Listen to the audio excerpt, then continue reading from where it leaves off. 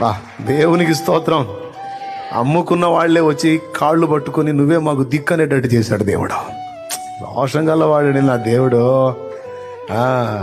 ఈరోజు కొంతమంది ఆట ఆడుకుంటుండొచ్చు, నిన్ను ఏడిపిస్తుండొచ్చు, అవమానపరుస్తుండొచ్చు, నలుగురిలో నవ్వుల పాలు చేస్తుండొచ్చు, నీ గురించి చిలువలు పలువలుగా ప్రచారం చేస్తుండొచ్చు.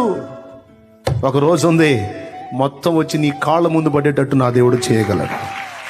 నా దేవుడు రోషం కలిగిన దేవుడు, మహాపరాక్రమశాలి.